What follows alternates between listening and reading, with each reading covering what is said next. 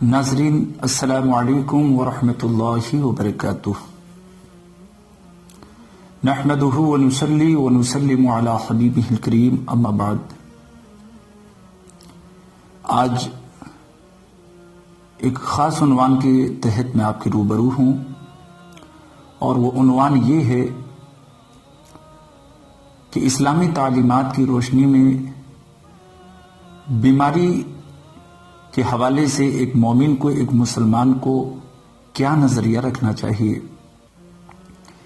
بعض لوگ بیماری اور تکلیف اور پریشانی کو عذاب سمجھتے ہیں، اور کسی مسلمان کو کسی بڑی تکلیف یا پریشانی میں مبتلا دیکھیں تو وہ اس طرح کی باتیں کرنے لگتے ہیں کہ اس پہ اللہ کا عذاب نازل ہوا ہے، اسے برا خیال کرتے ہیں اور اسے برا کہتے ہیں۔ بعض دفعہ ایسا بھی ہوتا ہے کہ آدمی کے اوپر کوئی بیماری، کوئی تکلیف آ جائے تو شکوے شکایتیں کرتا ہے، اللہ کی ناشکری کرتا ہے، اور بعض دفعہ ایسا بھی ہوتا ہے کہ اس تکلیف کو، پریشانی کو اپنے اوپر ظلم بتاتے ہوئے معاذ اللہ کی طرف ظلم کی نسبت کر کے دائرہ ایمان سے خارج ہو جاتا ہے اور کفر کا مرتکب ہو جاتا ہے۔ اس لیے یہ جاننا بے حد ضروری ہے کہ بیماری کے حوالے سے اسلامی تعلیم کیا ہے۔ صحیحہ کی احادیث کی روشنی میں آپ کے سامنے یہ چند جملے عرض کرنا چاہتا ہوں۔ بخاری شریف، مسلم شریف اور دیگر صحیحہ کی کتابوں میں بیماری کے حوالے سے جو اللہ کے پیارے رسول صلی اللہ علیہ وسلم نے تعلیمات ارشاد فرمائی ہیں وہ یہ ہیں۔ چنانچہ بخاری شریف اور مسلم شریف کے ایک حدیث پاک میں آپ کے سامنے عرض کروں گا، اور تھوڑی سی میں وضاحت بیماری کے حوالے سے کروں گا۔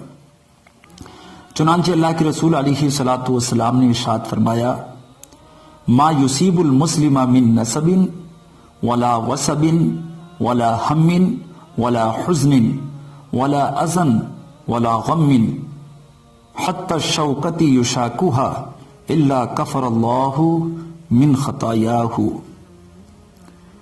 اس حدیث پاک میں اللہ کے رسول علیہ السلام نے فرمایا کہ ایک مومن کو، ایک مسلمان کو کوئی تکلیف پہنچے، کوئی بیماری پہنچے، کوئی غم ہو، کسی بھی طرح کا رنج ہو، اذیت ہو، کوئی بھی مصیبت و پریشانی کسی مومن اور مسلم کو پہنچتی ہے، یہاں تک کہ کوئی کانٹا مسلمان کے لگتا ہے، جس سے معمولی سی تکلیف اسے ہوتی ہے، تو آقا علیہ الصلوۃ والسلام نے فرمایا اللہ پاک اس کی وجہ سے اس کے گناہوں کو، اس کی خطاؤں کو معاف فرما دیتا ہے۔ اور بھی مختلف احادیث ہیں۔ ایک حدیث پاک میں اللہ کے رسول علیہ السلام نے فرمایا کہ بندے مومن کے اوپر جب مصائب و آلام نازل ہوتے ہیں، پریشانیاں نازل ہوتی ہیں، اور اس پر وہ صبر کرتا ہے تو اللہ پاک ان بیماریوں اور پریشانیوں کی وجہ سے اس کے گناہوں کو معاف فرما دیتا ہے، اور اس کے گناہ ایسے جھڑتے ہیں جیسے تیز ہوا میں درخت سے پتے جھڑتے ہیں۔ ایک مرتبہ آقا علیہ الصلوۃ والسلام کے سامنے بخار کا ذکر ہوا، جو بیماری ہے ایک بخار۔ کسی صاحب نے اس مجلس میں بخار کے بارے میں غلط الفاظ کہے، اسے برا کہا، تو اللہ کے رسول علیہ الصلوۃ والتسلیم نے فرمایا بخار کو برا نہ کہو، اس لیے کہ بخار یہ ایسی بیماری ہے جو بندے مومن کے پورے جسم میں سرایت کرتی ہے، اور انسان کے، ایک مسلمان کے گناہوں کو ایسے دور کرتی ہے جیسے آگ لوہے کے میل کو دور کرتی ہے۔ ان تمام احادیث سے معلوم ہوتا ہے کہ بیماری ایک مومن بندے کے حق میں یہ عذاب نہیں بلکہ اللہ کی طرف سے رحمت ہوتا ہے۔ بیماری رحمت بنتی ہے، لیکن کب؟ اس کے لیے شرط یہ ہے کہ بندے مومن صبر کرے اور اس حالت میں بھی اللہ کا شکر ادا کرے، ہرگز ناشکری کے جملے نہ کہے۔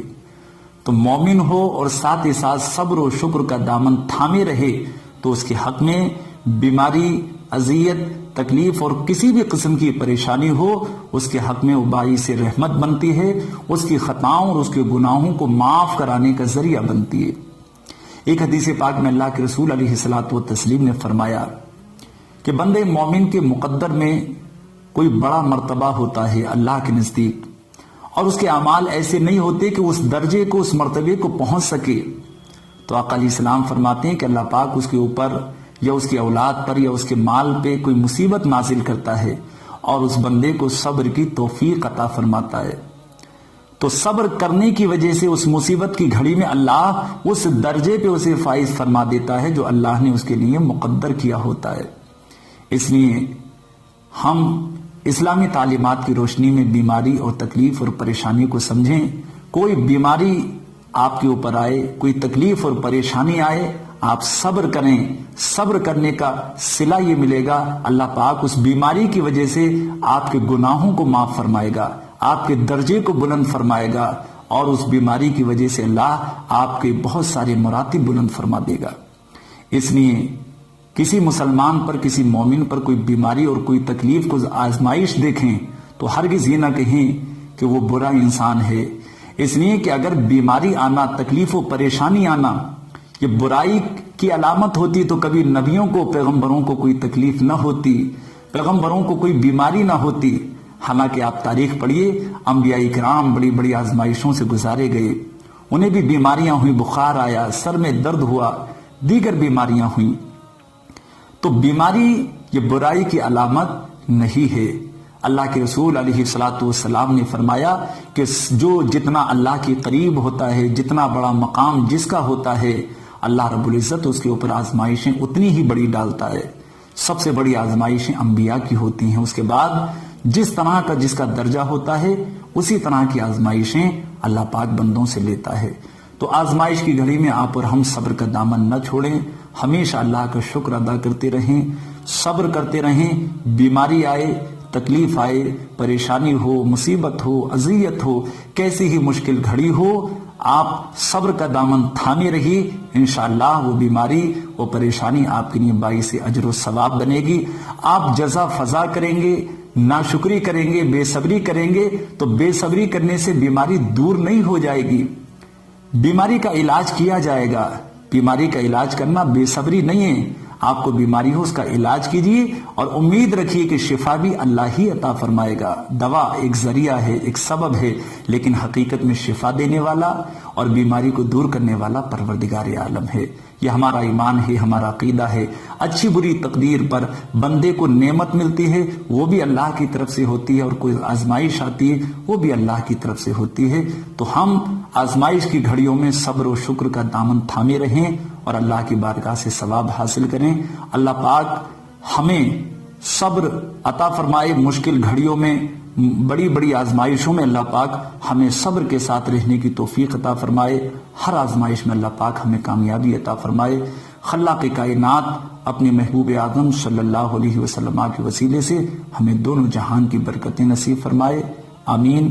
وآخر دعوانا ان الحمد للہ رب العالمین۔ السلام علیکم ورحمۃ اللہ وبرکاتہ۔